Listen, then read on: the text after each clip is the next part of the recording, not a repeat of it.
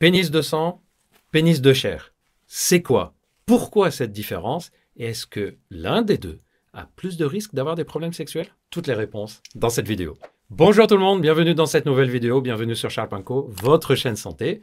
Aujourd'hui, on va parler de la différence qu'il y a entre pénis de chair, pénis de sang, pourquoi ça arrive, quelles sont les causes qui expliquent cette différence, et je vous dirai si l'un des deux a plus de risques de développer des troubles de l'érection ou de l'éjaculation. Et avant de commencer, permettez-moi de faire un rappel. Charles.co, c'est aussi un site de téléconsultation sur lequel vous pouvez trouver des médecins spécialisés dans leur domaine, en particulier dans le domaine de la médecine sexuelle. Quelqu'un qui a un problème d'érection, d'éjaculation précoce, de libido, suspicion d'andropause, etc. S'il souhaite téléconsulter, il peut aller sur Charles.co. Le médecin fera le point avec vous, vous dira s'il faut des examens, vous les prescrira s'il le faut, vous dira s'il faut des traitements et vous les prescrira. Bref, vous accompagner jusqu'à résoudre la difficulté sexuelle. Quand on a des problèmes sexuels, qu'on a essayé de soi-même d'améliorer, mais qu'on n'avance pas, on ne reste pas des mois et des mois à se dépatouiller, on consulte ou on téléconsulte si c'est plus facile pour vous.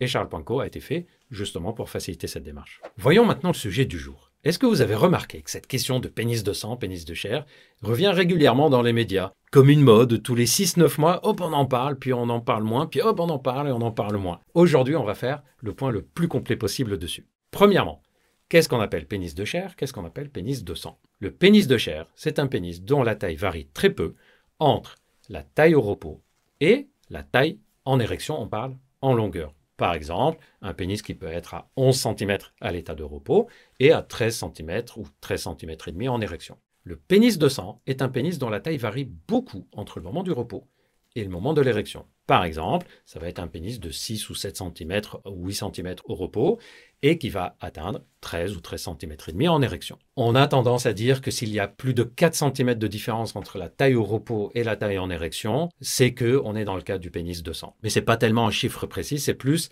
cette différence qui est assez importante et même à l'œil, elle est visible, cette différence entre le repos et l'érection. Combien d'hommes ont plutôt un pénis de sang, combien d'hommes plutôt un pénis de chair? On n'a pas un chiffre exact, mais on pense que le pénis de sang, ça serait un quart ou un tiers des hommes. D'ailleurs, c'est le fait que ça soit un quart ou un tiers des hommes, et donc la plupart des hommes plutôt un pénis de chair, ça donne une impression que le pénis de sang serait pas normal. Mais est-ce que c'est vrai? On va voir ça tout de suite. Déjà, pourquoi cette différence? Il y a eu différentes études, dont une qui a été menée par un collègue, un ami belge, un urologue, qui se reconnaît s'il regarde la vidéo, et qui a étudié la composition du pénis entre pénis de sang et pénis de chair. Et cette étude, et d'autres études de ce type, a retrouvé que dans le pénis de sang, il y a plus de cavités et de tissus dans le pénis. Je vous fais un petit rappel. Dans le pénis, on a plein de tissus avec plein de petites cavités. C'est comme si c'était plein de petites canalisations où le sang passe. Et il se trouve que dans le pénis de sang, ces canalisations sont très nombreuses, très multiples. Mais qui dit canalisation nombreuse et multiple, dit deux choses. Premièrement, il y a plus de tissu, puisque c'est le tissu qui fait les canalisations, plus de parois. Et donc ça, quand ça se contracte, ça tire plus le pénis vers l'intérieur. Et, deuxième chose, il y a plus de possibilités au sang de rentrer, et donc le sang, quand il vient pour remplir, il remplit de façon beaucoup plus importante, et donc donne une érection avec une taille très différente de la taille au repos. Mais au final, les deux vont avoir une taille en érection qui vont se retrouver équivalentes. Il y a une deuxième explication possible, c'est le fait que les pénis de sang seraient plus sensibles aux catécholamines, en particulier l'adrénaline. Vous savez que quand on a des sécrétions d'adrénaline dans notre corps, on a des conséquences physiques. On peut avoir des palpitations si c'est une quantité importante, on va avoir surtout les muscles qui se contractent, et en particulier les muscles qui entourent nos artères, qui se contractent, ce qu'on appelle la vasoconstriction. Si les artères, au niveau du pénis, c'est-à-dire toutes ces canalisations dont je vous parlais tout à l'heure, si ces canalisations sont trop sensibles à l'adrénaline, en fait, le moindre stress va donner une contraction, ce qui va vider le pénis du sang et va même contracter le pénis vers l'intérieur. D'ailleurs, il y a une théorie là-dessus. Pourquoi? Quand on est en état de stress, on a le pénis qui se contracte. Je vous en ai parlé dans les vidéos sur les formes du pénis. Vous pouvez aller voir ces vidéos, mais je vous rappelle cette théorie. Quand on est en état de stress, notre cerveau peut interpréter ça comme un état de danger. Il ne peut pas faire la différence entre « je suis en stress parce que j'ai peur de ce que penserait de moi ma partenaire » ou « je suis en stress parce que je risque d'avoir un accident et mourir ». Dans le doute, le corps il se met en état de protection, c'est-à-dire il balance de l'adrénaline qui protège l'organisme en mettant le sang de façon importante dans les organes vitaux, le cœur, le poumon, les reins, le foie, et il enlève le sang des organes moins vitaux, les mains, les pieds, le pénis, les oreilles, etc. Et l'autre théorie, c'est qu'en fait, on a aussi les testicules qui rentrent. Les personnes qui ont un pénis de sang ont très souvent pas seulement le pénis qui se contracte à l'état de repos, mais aussi les testicules qui se contractent à l'état de repos, un peu comme un réflexe pour protéger l'appareil reproducteur, comme si on rentrait tout ça pour éviter que ça soit abîmé dans une agression. C'est ce qui explique que quand on a un état d'anxiété, le cerveau interprète ça comme une situation de danger et protégerait les organes génitaux. Et il y a des personnes chez qui ce réflexe est beaucoup plus développé que chez d'autres. Et une dernière théorie qui serait plutôt une sensibilité accrue au froid. Vous savez que quand il fait froid, le sang se vide et on a une contraction et les organes génitaux rentrent.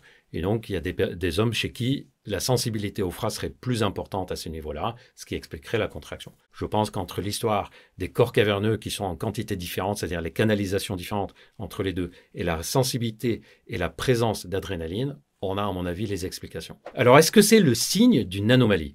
Comme je vous disais tout à l'heure, comme le pénis de sang semble moins fréquent que le pénis de chair, ça concerne quand même au moins un quart, un tiers des hommes, mais on a faussement considéré qu'il y avait peut-être une anomalie, alors qu'en réalité, il n'y a aucune anomalie. Ce sont deux formes différentes, puisque les deux fonctionnent exactement de la même façon en érection. Quand je vous ai parlé des habitudes qui peuvent abîmer vos érections, je vous ai parlé de tout ce qui peut abîmer la circulation de sang, c'est-à-dire le remplissage. À partir du moment où le remplissage de sang se fait de façon correcte, on va avoir une érection de façon correcte. La seule chose qu'on peut relever, c'est que les personnes qui ont un pénis de chair, c'est des personnes qui ont soit un niveau de tension mentale élevé, stress élevé, niveau capacité à cogiter, réfléchir, prévoir, anticiper. Donc, ils sont dans un état de nervosité qui fait qu'on sécrète beaucoup d'adrénaline. Ou leur pénis qui est trop sensible à l'adrénaline. Là, dans ce cas, ce n'est pas le signe d'une anomalie sur le plan physique ou d'une anomalie sur le plan sexuel. C'est plutôt un état de tension mentale qui vient rajouter son grain de sel dans le fait que le pénis se contracte. Autre chose à savoir là-dessus, c'est qu'il n'y a aucune étude qui a montré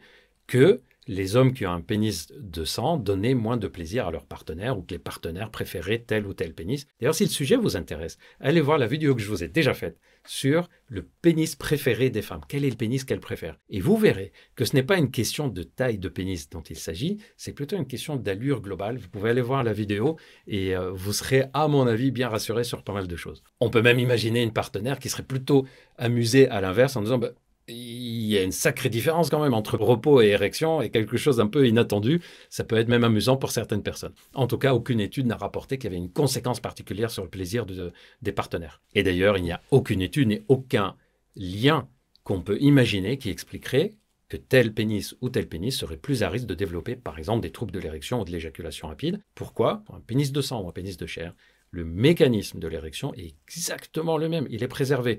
Le mécanisme de l'éjaculation, il est exactement le même, il est préservé. Il n'y a pas de lien entre ça et la survenue de troubles sexuels. Voilà, j'espère que cette vidéo vous a plu, que vous avez appris des choses. Dites-moi dans les commentaires si vous avez un pénis de sang, est-ce que vous en avez souffert? Est-ce que vous avez cru que c'était une anomalie? Est-ce qu'avec le temps, vous vous êtes rendu compte que c'est juste une variation de taille et que tout va très bien? Ça nous intéresserait de savoir, partagez tout ça avec nous dans les commentaires. C'est toujours une richesse et d'ailleurs, moi je vais préparer pour vous plein d'autres vidéos sur plein d'autres sujets. N'oubliez pas, si vous avez des troubles sexuels, vous ne restez pas seul à vous dépatouiller avec ça.